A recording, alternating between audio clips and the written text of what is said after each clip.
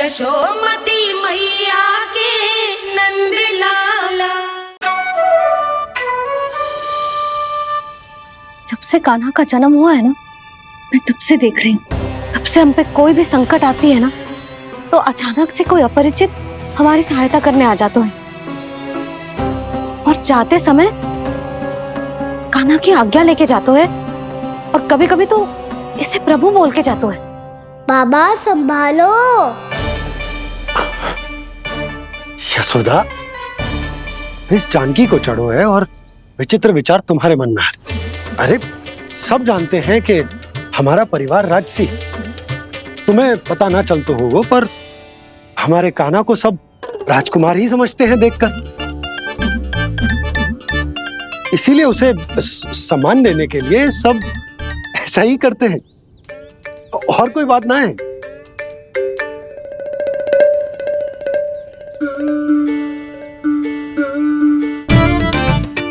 अब जे मेरे लल्ला को ऐसे क्यों घूर रहे हैं? बुरी दृष्टि लगाएंगे क्या?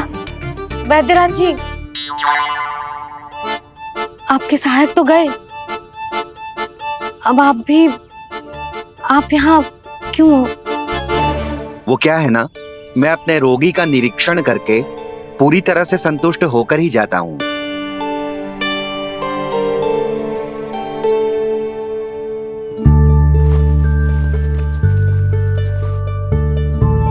हाँ, संकेत तो अच्छे हैं, कल सुबह तक बिल्कुल ठीक हो जाएगी। धन्यवाद वैद्य जी।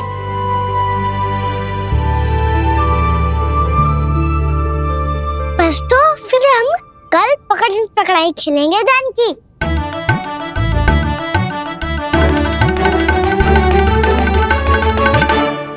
भानु, बंसी, जाकर उस क्षेत्र के चारों ओर बाड़ बनवा दो और वहां सूचना पट्ट भी लगा देना, ताकि जानकी के साथ जो हुआ है वो किसी और के साथ ना हो। शीघ्र जाओ। जी ठीक है।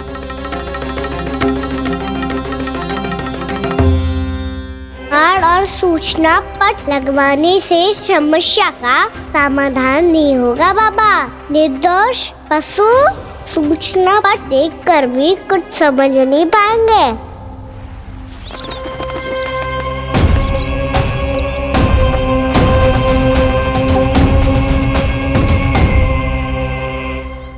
तो तुम्हारे कहने का अर्थ यह है कि व्योमासुर मारा जा चुका है और वो बालक अब भी जीवित है।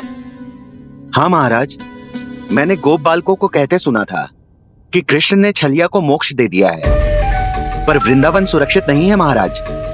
वो एक बहुत बड़ी समस्या से जूझ रहे हैं। कैसी समस्या? गांव के निकट क्षेत्र में किसी विषैले सर्प का निवास है। उसके विष का प्रभाव इतना भयानक है महाराज, जैसे विष ना हो, स्वयं हलाहल हो। मेरी कोई भी औषधि रोगी का उपचार नहीं कर पा रही थी। निकट के क्षेत्र में कहां है वो सर्प? गोप मानते हैं कि वो सर्प गांव के निकट यमुना नदी के जल में रहता है। मुझे तो लगता है महाराज, ये कालिया नाग की कथा कोई किंवदंती या लोक श्रुति नहीं, एक सच्चाई है, एक विषैली सच्चाई।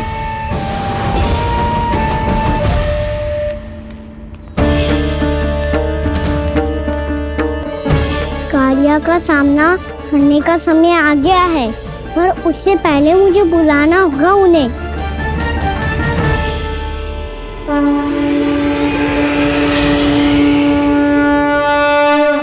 संसार के दारुण भय का नाश करने वाले, सभी कष्टों का हरण करने वाले, विश्व का समस्त ऐश्वर्य प्रदान करने वाले, कमल जैसे लोचन, मुख और चरणों वाले आजानुभुज श्री राम को मैं बार बार नमस्कार करता हूँ। आपदामपहर्तारं दातारं सर्व संपदाम लोकाभिरामं श्री रामं भूयो भूयो नमाम्यहम्।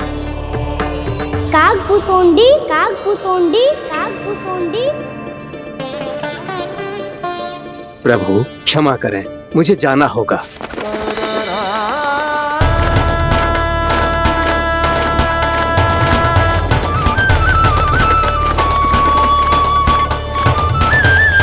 प्रणाम प्रभु। अनेक बार मैं आपके दर्शनों के लिए आया प्रभु। कभी नंद भवन के झरोखों से आपके दर्शन करके चला जाता था, तो कभी दूर किसी वृक्ष की आड़ से आपको निहार लिया करता था। आज आपने स्वयं मुझे बुलाकर धन्य कर दिया प्रभु।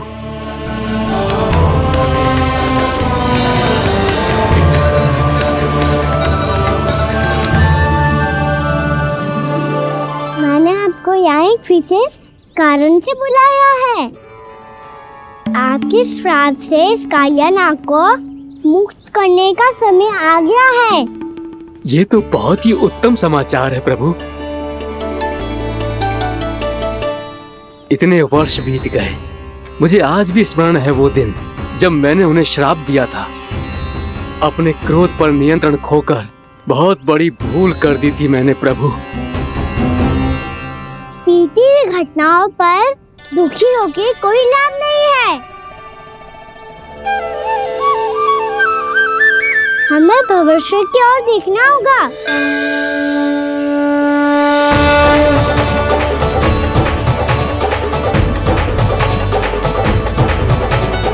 आदेश कीजिए प्रभु, क्या आज्ञा है आपकी? जब मैं कालिया नाग का सामना करने जाऊं, तो आप यहीं रहेगा। आपको अपने आप पता चल जाएगा कि कब क्या करना है। और हाँ, लौटते जाते समय नारद मुनि से कहिएगा, वो आकर मुझसे भेंट करे। अवश्य प्रभु, प्रणाम। क्या इसने सच्ची में देवर्षि नारद को बुलाया है? नारायण नारायण, आपको संदेश भेजने की आवश्यकता नहीं थी। आप स्मरण करते और मैं चला आता। तुम्हारा कल्याण हो नारद।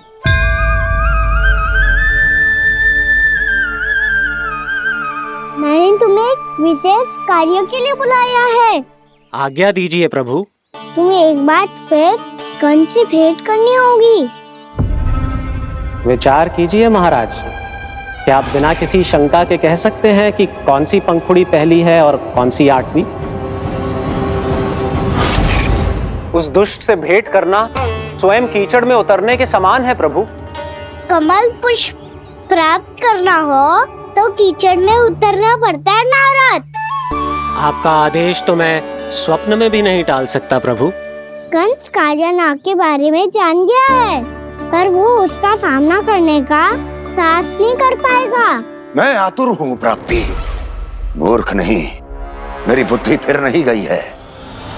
मैं स्वयं उस कालिया जैसे महाविषैले सर्प के सामने खड़ा हो जाऊं और अपने ही काल को आमंत्रित कर लूं। तो फिर अपने लाभ के लिए उसका प्रयोग करने का कोई और उपाय सोचिए स्वामी। कुछ ऐसा कीजिए कि यमुना नदी का पूरा जल विषैला हो जाए और वृंदावन वासी उसका उपयोग करे, और आपका काल कहलाने वाला वो बालक स्वयं काल के गाल में चला जाए। उत्तम उत्तम सुझाव है प्राप्ति। अब मुझे उस कालिया तक पहुंचने का मार्ग ढूंढना होगा। उसको विवश करने का कोई उपाय ढूंढना होगा, क्योंकि व्यक्तिगत रूप से उससे भेंट करना असंभव है।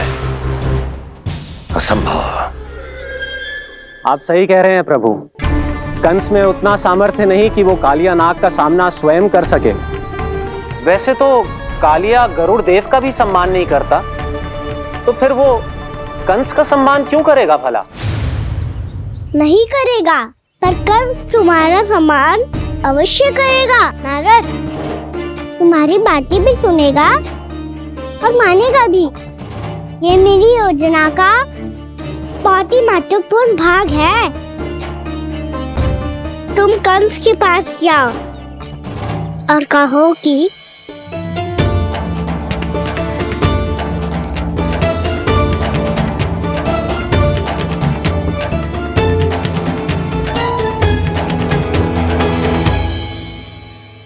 संतान अपने माता पिता को तीर्थ का सौभाग्य दिलाती, और मेरा लल्ला कितना महान कि उसने हमारे घर को ही तीर्थ बना दिया।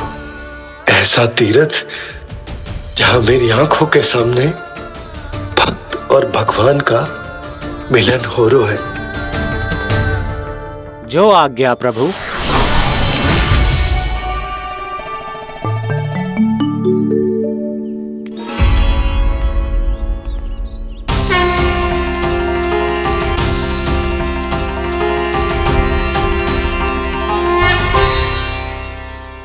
बाबा,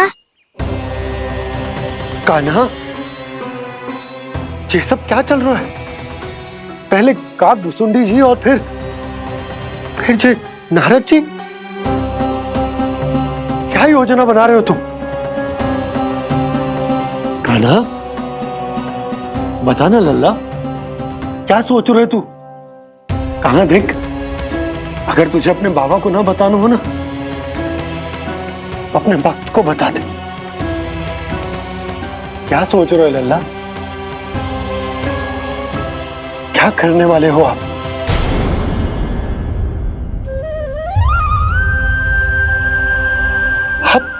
आप इतने दुखी क्यों हो? कान्हा, कान्हा, क्या होगा?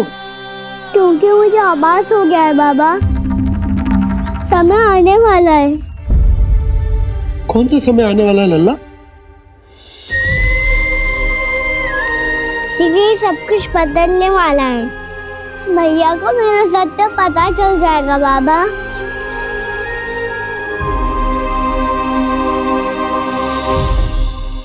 पर लल्ला, इसका काक भुसुंडी और कालिया नाग से क्या संबंध है? ऐसा क्या हुआ था और क्या होने वाला है?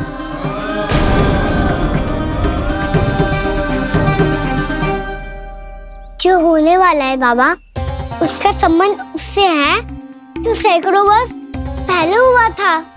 महर्षि भृगु के एक वंशज थे वेदशिरा मुनि, जो विंध्याचल की पहाड़ियों में साधना कर रहे थे। तभी वहाँ अश्वशिरा नाम के एक दूसरे मुनि आमंत्रण के बिना ही आ गए। कितना सुंदर और शांतिपूर्ण आश्रम है। यहाँ प्रभु की साधना करने में बहुत आनंद आएगा। शीघ्र ही अश्वशिरा मुनि उपस्थिति के कारण होने वाले व्यवधान से बाध्य होकर वेदशिरा मुनि ने अपनी आंखें खोली। कौन हो तुम और यहाँ क्या कर रहे हो? आपके आश्रम में बहुत शांति है मुनिवर। साधना करने के लिए बहुत ही उत्तम स्थान है ये। मैं चाहता हूँ कि मैं भी यहाँ। आप यहाँ साधना करना चाहते हैं, लेकिन इतना भी नहीं जानते कि किसी के आश्रम में प्रवेश करने से पहले उसकी आज्ञा लेनी चाहिए। आप ये भी नहीं जानते कि यदि कोई यज्ञ कर रहा हो तो बिना अनुमति के वहाँ प्रवेश करने से उसकी यज्ञ साधना भंग हो सकती है। आप क्या साधना करेंगे मुनि? आप तो साधना के योग्य ही नहीं हैं। इतना अपमान! एक मुनि के मुख से इतने कड़वे शब्द शोभा नहीं देते। मैं तुम्हें श्राप देता हूँ, जितनी विषैली तुम्हारी जिह्वा है उतने ही विषैले सर्प बन जाओ तुम। और ऐसा सर्प जो सांस भी ले तो निकट का वातावरण दूषित हो जाए। तुम्हारे इस दुस्साहस के लिए मैं तुम्हें श्राप देता हूँ कि तुम अभी इसी क्षण कौवा बन जाओ, और ऐसा कौवा जो कांव कांव करके अनर्गल प्रलाप करता रहे।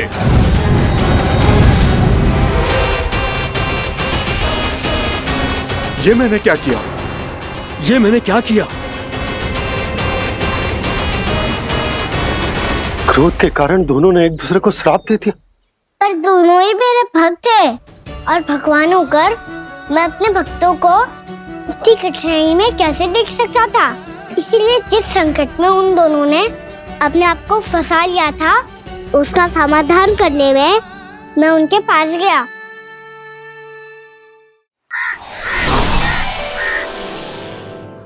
देखिए ना प्रभु, ये क्या हो गया हमसे?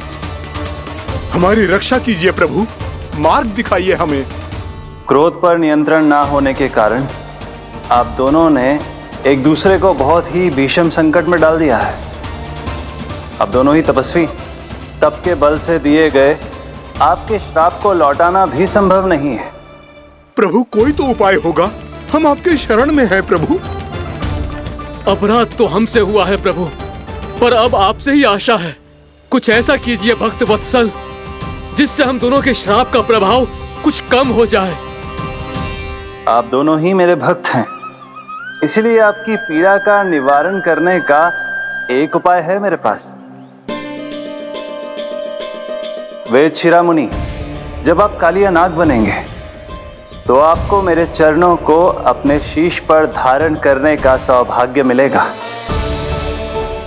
और अश्र शिरोमणि, आप काग योनि होने के बाद भी आप श्रेष्ठतम ज्ञान और सर्वाधिक यौगिक सिद्धियों के स्वामी होंगे और प्रवचन दिया करेंगे। इसके बाद अश्वशिरा मुनि काकभुसुंडी बन गए, जिन्होंने आगे चलकर स्वयं गरुड़ देव को रामायण सुनाई।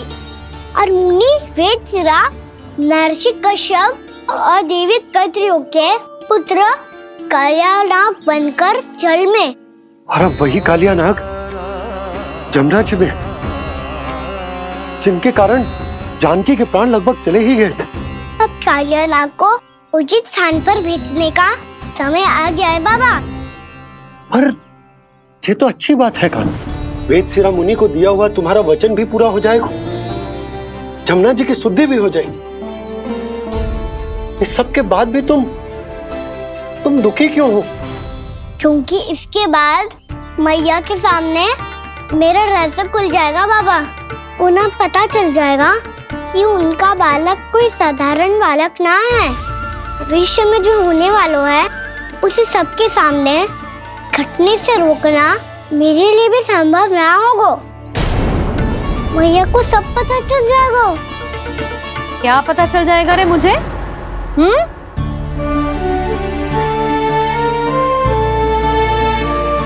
यही कि सबसे अधिक प्रेम मैं आपसे ही करता हूँ। अब बस भी कर, चलो भोजन के लिए बुलाने आई थी तुम दोनों को। भूखा थोड़े ना रहने दूंगी अपने लल्ला को, मेरा लल्ला दुर्बल हो जाएगा ना। आप खिलाओगे तो ही खाऊंगा। हाँ ठीक है, मैं ही खिलाऊंगी।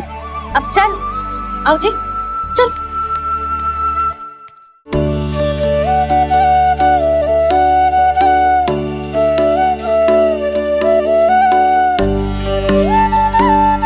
मैया खेलो ना मेरे साथ। मैया सुनो ना, मेरी बात ना मानोगी? अभी बहुत कार्य पड़े लल्ला, देख जानकी को औषधि भी देने जानो है ना। औषधि मैं दे दूंगा, फिर तो खेलोगी ना आप मेरे साथ।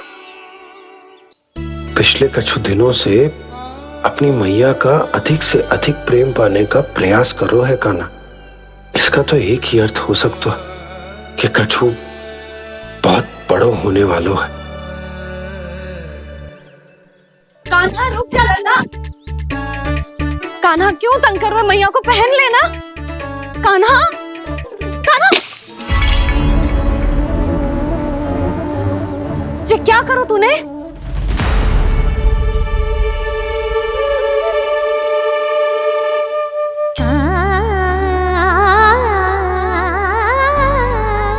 अच्छा ठीक है, अब मुंह लटकाने की आवश्यकता ना है। ये ले।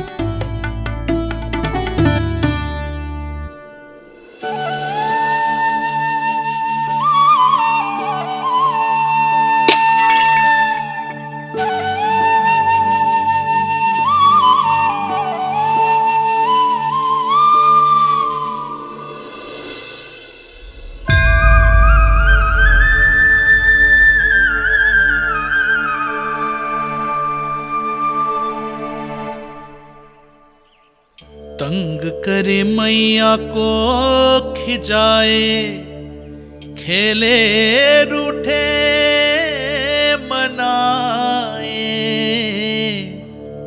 लीला अनोखी करके शरारत, कान्हा दंड भी पाए।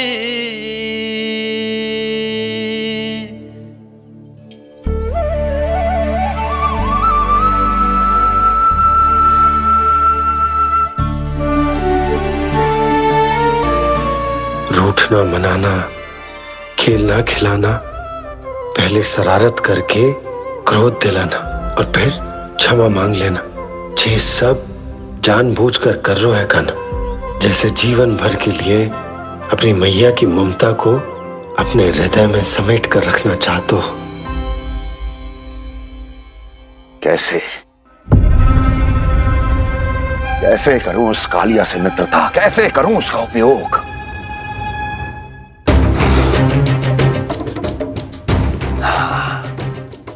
उस पर आक्रमण कर देता हूं और उसे किसी ना किसी तरह से यह विश्वास दिला देता हूं कि यह आक्रमण उस विष्णु अवतार ने किया है। फिर वो क्रोध में आकर सारे वृंदावन वासियों को अपने विष से समाप्त कर देगा। उचित है, ये उचित है। नारायण हरि, नारायण हरि।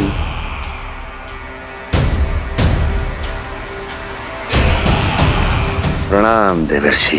किस योजना में कितना लाभ है और कितनी हानि, यह आंकलन करते करते थक गए होंगे मथुरा नरेश।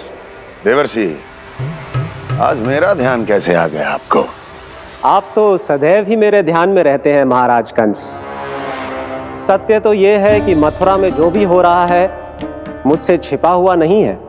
मैं जानता हूं कि आप किसी भी असुर को वृंदावन क्यों ना भेजें, और वो असुर कितना भी शक्तिशाली क्यों ना हो, कृष्ण का सामना नहीं कर पाता। या तो पराजय स्वीकार करके आपके पास लौट आता है, या तो फिर वीर गति को प्राप्त हो जाता है।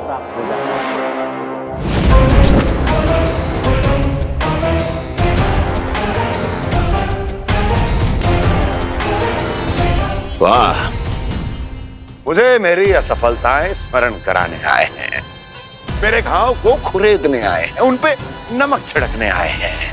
मित्र को शत्रु समझने की भूल मत कीजिए महाराज कंस। मैं तो आपकी सहायता करने आया हूं। हाँ, और मेरी सहायता।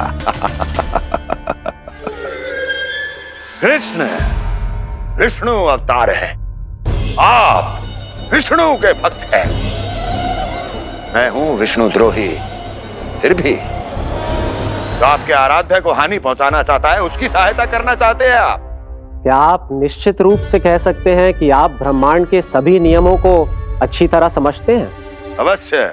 आपके लिए बस इतना ही जानना पर्याप्त होगा कि मैं जो कुछ भी कर रहा हूं उसके लिए मेरे व्यक्तिगत कारण हैं। मैं तो बस आपके हित में पिछली बार की तरह एक सुझाव लेके आया था, पर यदि आप मेरा सुझाव सुनना भी नहीं चाहते तो आपकी इच्छा।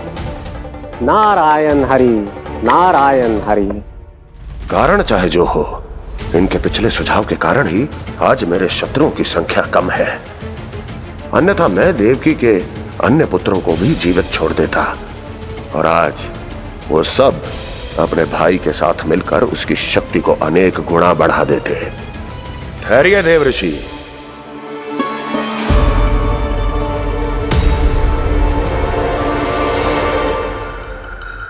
बताइए क्या सुझाव है आपके पास? मेरे सुझाव का नाम है कालिया नाग।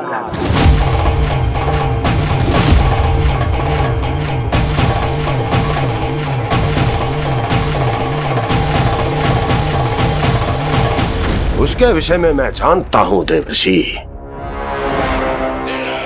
तो समस्या यह है कि मैं स्वयं उससे मिलने नहीं जा सकता, उससे भेंट नहीं कर सकता। उस कृष्ण की हत्या के लिए उसको वृंदावन जाने के लिए तैयार नहीं कर सकता। तो मत जाइए उसके सामने, और ना उसे भेजिए कृष्ण के सामने। हर बार आप किसी न किसी असुर को अपने शत्रु के क्षेत्र में भेजते हैं, जहां शत्रु उसका सामना करने के लिए पूरी तरह से तैयार होता है और आपका असुर मारा जाता है। इस बार शत्रु को युद्ध स्थल चुनने का अवसर मत दीजिए महाराज। इस बार योजना का जाल ऐसे बुनिए कि कृष्ण स्वयं उसके पास जाने के लिए विवश हो जाए। कालिया नाग स्वयं काल है, मृत्यु का दूसरा नाम है। उसके विष का उपयोग अपने लाभ के लिए कीजिए महाराज। वैसे कालिया के विष की अधिकता का अनुमान तो होगा ही आपको।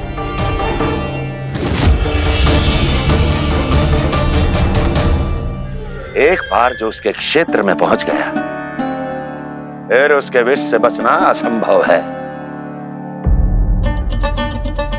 उचित सुझाव है देवर्षि, उचित सुझाव है। देवर्षि, उस छलिया विष्णु की भक्ति करते करते आप भी उसके रंग ढंग सीख गए हैं। उचित है। उचित है।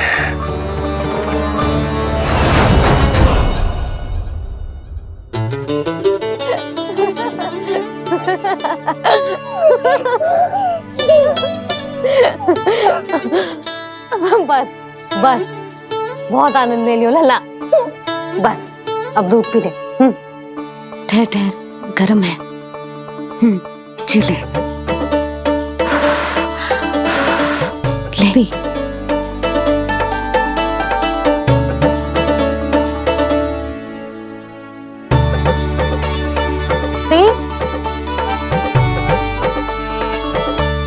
मैं ना होती तो ना जाने क्या होता तेरा। अपने आप दूध भी ना पी सकते है, भावला कहीं का। आपकी इस प्रेम के लिए तो मैं धरती पे आया हूँ मैया। मैं भी यही सोच रहा हूँ यशोदा कि तुम ना होती तो मेरा क्या होता। इसी बात पे थोड़ा दूध और कजू खाने को दे दो।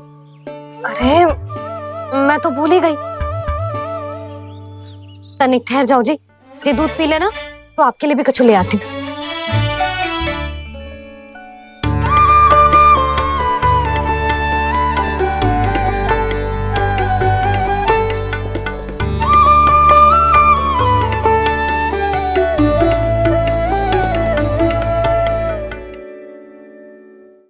प्रणाम महाराज।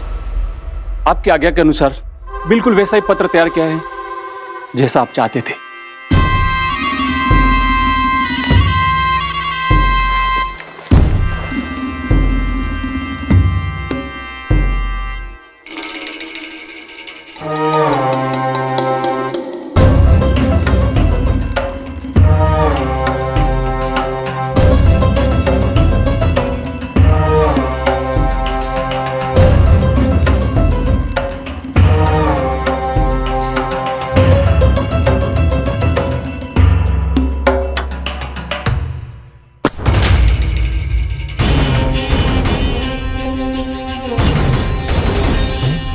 कृष्ण जन्म से लेकर आज तक ये मेरी सबसे महत्वपूर्ण योजना है। इसका सफल होना निश्चित है दूत, किंतु केवल वही करना जैसा मैंने कहा है। जाओ।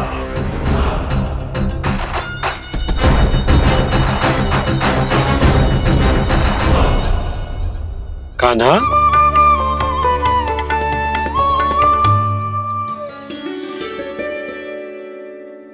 क्या होगा?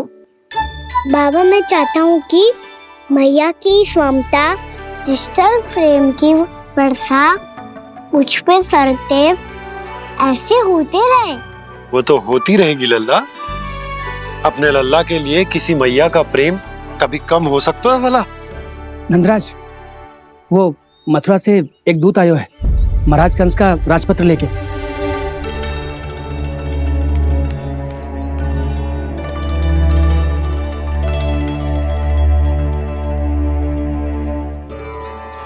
कान्हा अब क्या करने वाला है?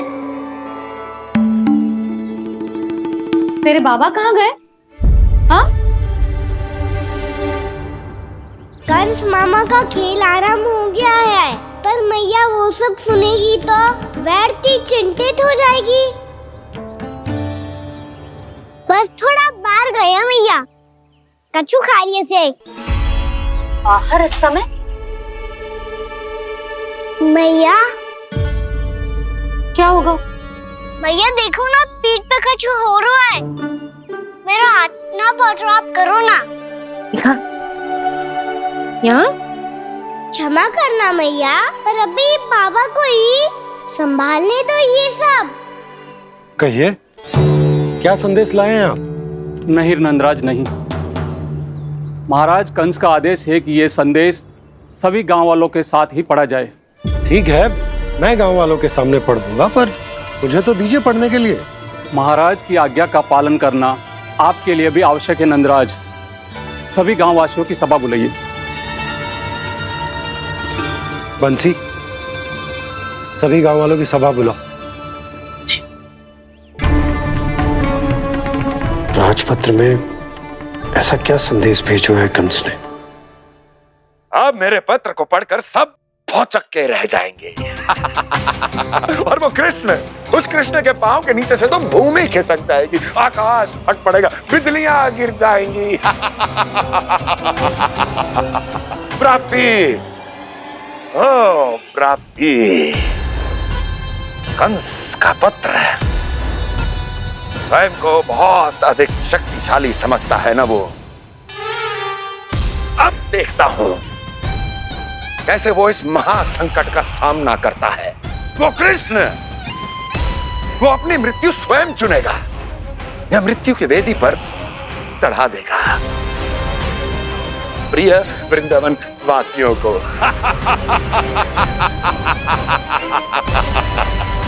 अब आएगा आनंद प्राप्ति, अब आएगा आनंद। सबको इकट्ठा करवा के ही पढ़वाएगो। अवश्य ही कोई विशेष संदेश दिया होगा कंस ने।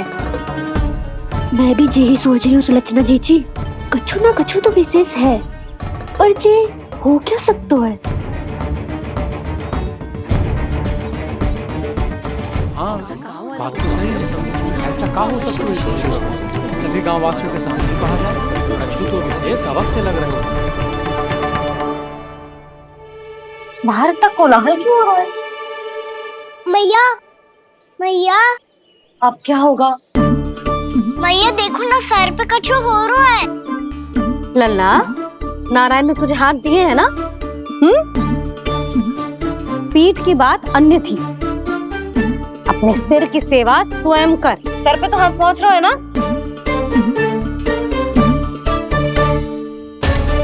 मैया सुनो ना, मैया देखो ना, तीव्र कर, कछु हो रहा है। मैया देखो ना, तीव्र कछु हो रहा है।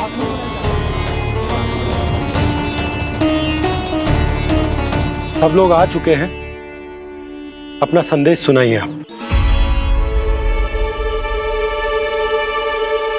गोपराज नंद और सभी वृंदावन वासियों को सूचित किया जाता है कि मथुरा अधिपति और आप सभी के महाराज कंस ने कल सुबह भव्य पूजा का आयोजन किया है।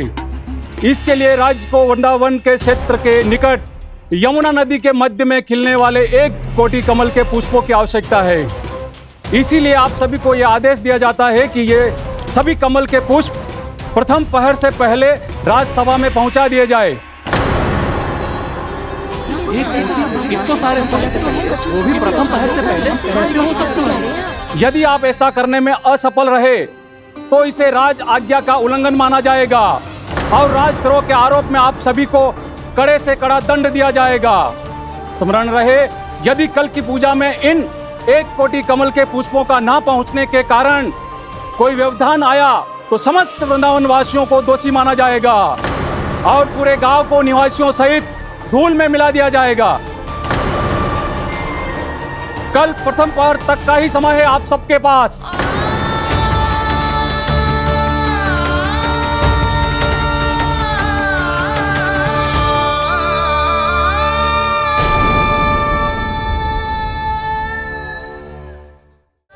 एक कोटि कमल पुष्प, वो भी कल प्रथम प्रहर में? ऐसे कैसे संभव है? और कोई साधारण पुष्प ना, यमुना नदी के मध्य खिलने वाले विशेष कमल के फूल चाहिए उन्हें। लेकिन यमुना नदी में तो कालिया नाग ने विष घोल के रखा है, तो फिर कैसे हो पाएगा? यह संभव है।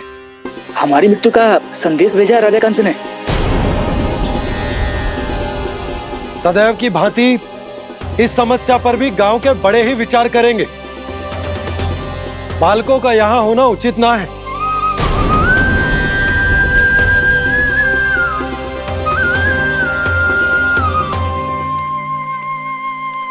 लल्ला, ले जगेंद ले, जा अपने सखाओं के साथ खेल। सुबह उज्जवल, मधुमंगल वसंता, देखो मैया ने क्या दिया है। चलो खेले, बहुत आनंद आएगा आज।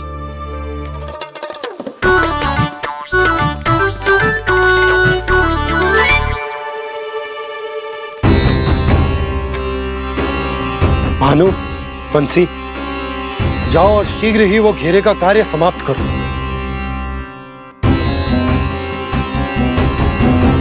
पर कछु ना कछु तो करना पड़ेगा ना। पर हम कर ही क्या सकते हैं? पुष्प लाने को और कोई उपाय है भी तो ना। मैं चला जाऊंगा जमुना जी में। वैसे भी मेरे जीवन के कितने दिन शेष बचे हैं। गांव के लिए, समाज के लिए कुछ करके मरूं, तभी तो शांति मिलेगी। ना काका, यदि आप उस विषैले जल में छलांग लगा भी दोगे, किंतु 1 कोटि कमल पुष्प एकत्रित कर पाना आपके लिए संभव ना है। इससे अच्छा है कि मैं चला जाऊं। यदि मैं मर भी गया तो मेरे पीछे रोने वाला कोई ना है। किसी को कहीं जाने की आवश्यकता ना है। गोप नरेश होने के नाते ये मेरा कर्तव्य है कि मैं आप सबकी रक्षा करूं। नंदराज, आपको जाना है तो जाओ। हरिया, काका, भैया सब चले जाओ। लेकिन आपको पता है वहाँ का जल कितना विषैला है। आप लोग एक क्षण भी जीवित नहीं रह पाओगे। फिर कैसे इकट्ठा करेंगे 1 कोटि कमल पुष्प? आप बात तो सही कह रही हैं शांति। उस दुष्ट कंस ने ऐसी मांग रख के हम सबको फंसा दिया। हम में से कोई भी क्यों ना चला जाए और इस संकट का समाधान ना निकले को। कान्हा, बताना कौन सा खेल खेलें? गेंद पकड़ खेलते हैं। पर एक बात सुन लो सब, कोई भी तीव्र गति से ना फेंकेगा गेंद को। भैया ने फ्रेम बनाई है मेरे लिए। सब तैयार हो? हाँ।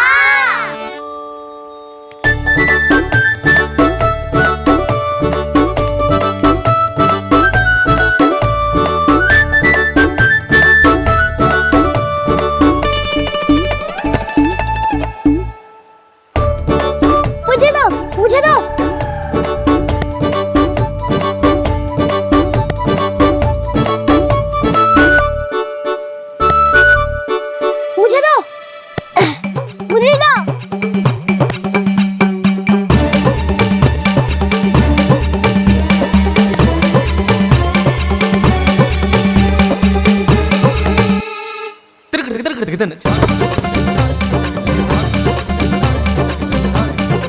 कान्हा, इतनी धीरे से फेंकेगो तो कैसे आनंद आएगो? थोड़ा बल लगा के फेंक। हाँ कान्हा, हम अभी बड़े हो गए हैं, तू अब भी छोटे बालकों की तरह फेंक रहा है।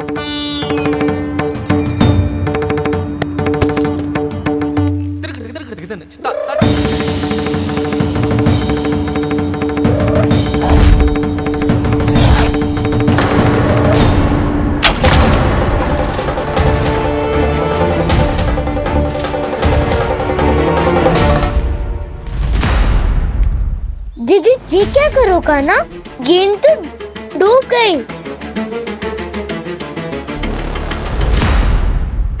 अच्छा, तो ये सब इसकी योजना का भाग था, ताकि ये कालिया का सामना कर पाए। तुम सबने तो कही थी तीव्र गति से फेंको। देखो, फिकवा दी ना मेरी गेंद मुझसे नदी में। अब मुझे जाके लानी पड़ेगी। रुक जा कान्हा, रुक जा कान्हा। जी क्या बोल रहे थे कान्हा? इसमें तो बहुत संकट है। कोई भी संकट मेरी मैया का उपहार खोने से बड़ा ना है। बहुत प्रेम से बना के उन्होंने दी थी। हे नारायण, कोई उपाय समझ में ना आ रहा है। भैया, अब कैसे करेंगे हम अपने गांव की रक्षा? कीड़े पड़ेंगे उस दुष्ट को।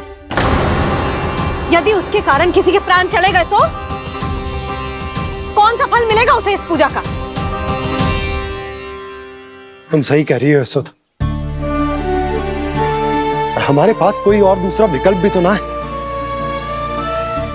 यदि हमने मथुरा की राज आज्ञा का पालन ना किया तो इसका दुष्परिणाम पूरे गांव को भुगतना पड़ेगा।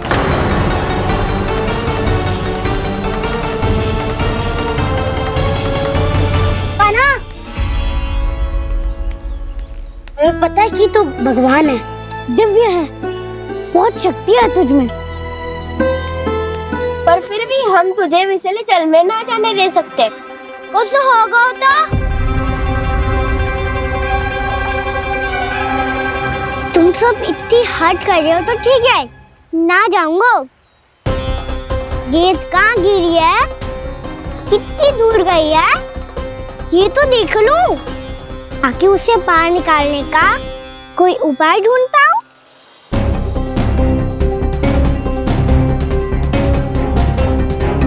हाँ।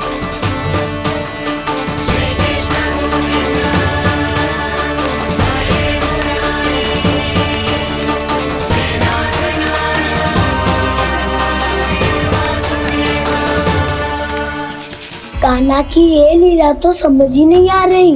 पहले इसने देवश्री नारद को मथुरा जाकर कंस को भगाने के लिए कहा, फिर स्वयं ही दुखी भी हो गया कि अब इसका रहस्य सबके सामने खुल जाएगा। और अभी स्वयं ही तो इसने कहा था कि गेट बहुत महत्वपूर्ण है, फिर स्वयं ही उसे नदी के विषैले जल में फेंक दिया।